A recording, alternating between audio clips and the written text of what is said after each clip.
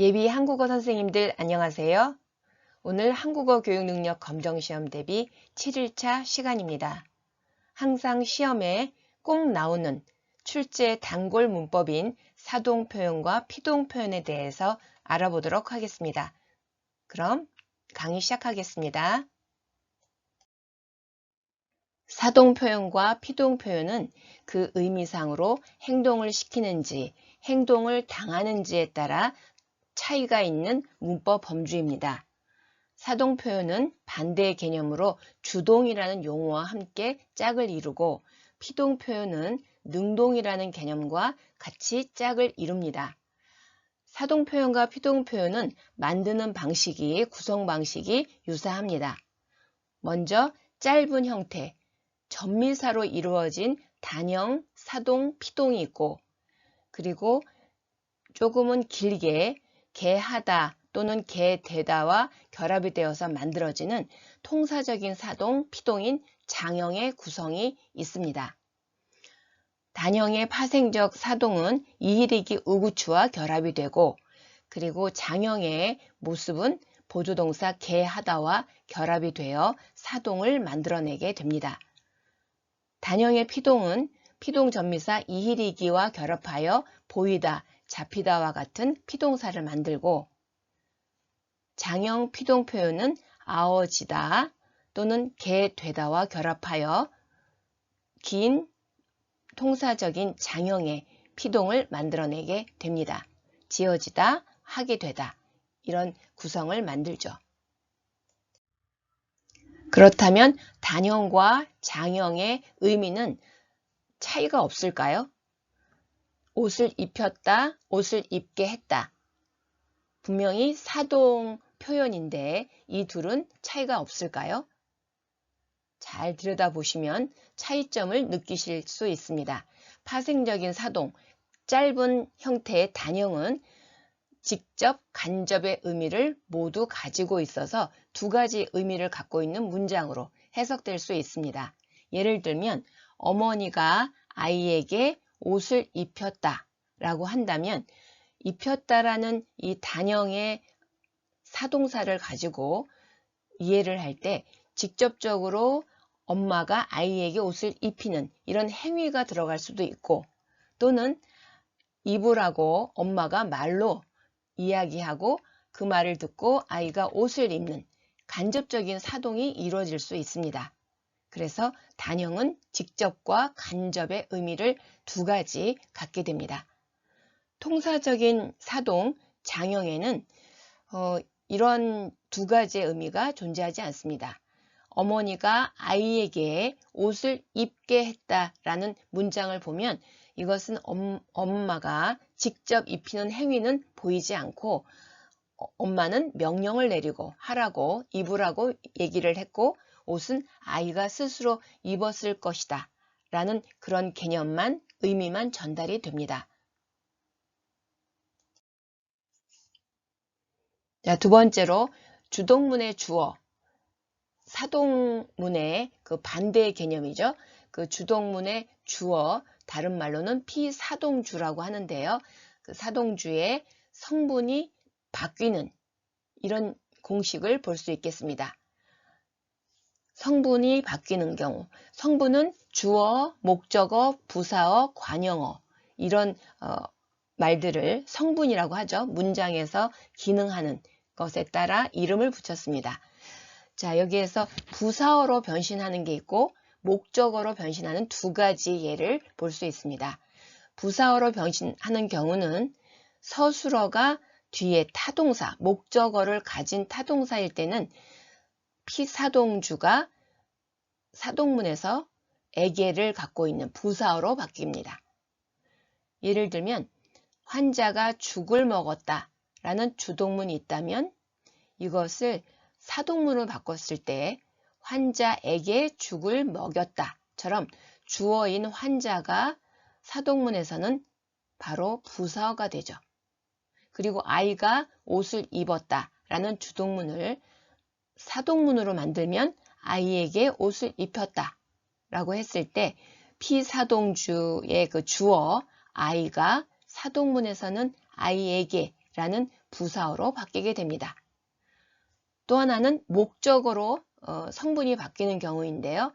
이런 경우는 문장의 서술어가, 사동문의 서술어가 자동사, 목적어가 없는 자동사, 형용사일 때 일어나게 됩니다. 음식이 남았다, 남다. 자, 음식이 남다의 음식이는 피사동주의 주어가 되겠는데요. 피사동주.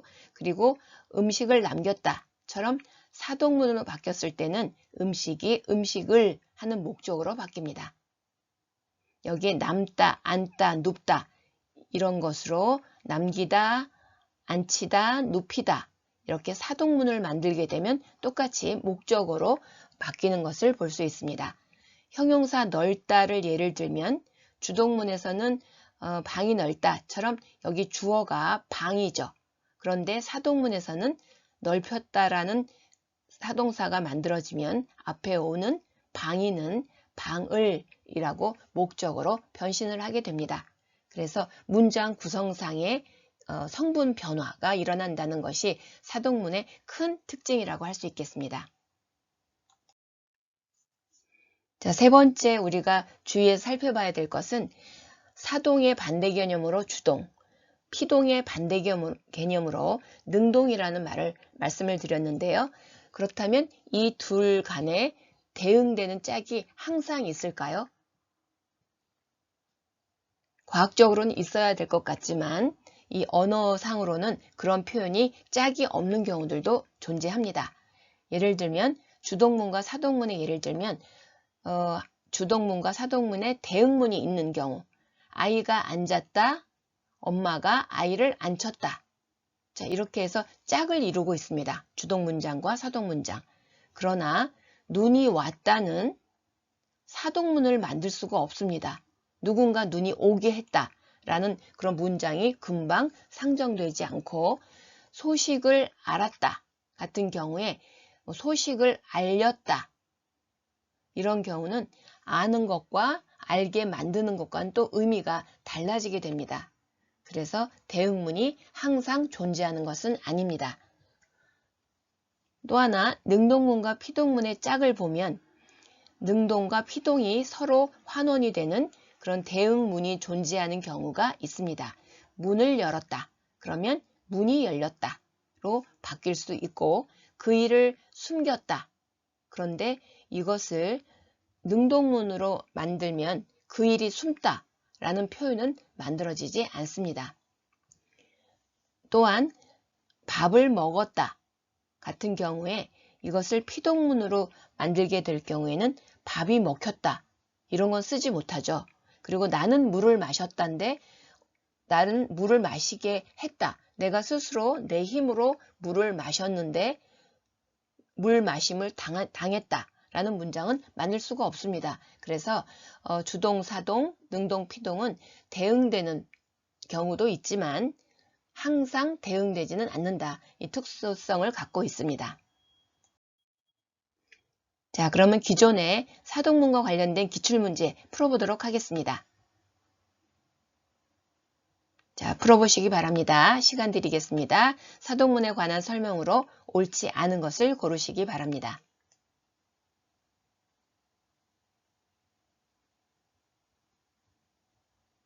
다 고르셨습니까? 네. 답은 바로 그렇죠. 1번이 되겠습니다. 옳지 않은 예가 되겠습니다. 형용사가 서술어 있는 문장은 사동문을 형성하지 못한다? 그렇지 않죠. 타동사, 형용사, 그리고 자동사 이들 서술어로 충분히 사동문을 만들 수 있습니다. 그래서 넓다라는 형용사가 들어간 벽을 허물어 방을 넓혔다. 이런 사동문이 존재하기 때문에 1번은 옳지 않은 문장이 되겠습니다. 2번을 보시면 주동문의 주어는 사동문에서 목적어나 부사어가 된다. 아까 말씀드렸죠? 주동문의 주어, 피사동주는 사동문에서 목적어 또는 부사어가 됩니다. 서술어의 유형에 따라서요. 그리고 3번 사동문은 이에 대응하는 주동문을 상정할 수 없는 경우도 있습니다. 항상 짝이 있는 주동문이 있는가 하면 없는 경우도 존재한다고 말씀을 드렸죠. 그리고 4번 단형 사동은 전미사에 의한 사동. 사동은 직접 사동과 간접 사동의 두 가지 의미를 모두 표현할 수 있다. 네, 맞죠? 아이에게 옷을 입혔다 라는 말은 엄마가 직접 입힐 수도 있지만 입으라고 말해서 입힐 수도 있는 중의적인 의미를 담고 있습니다.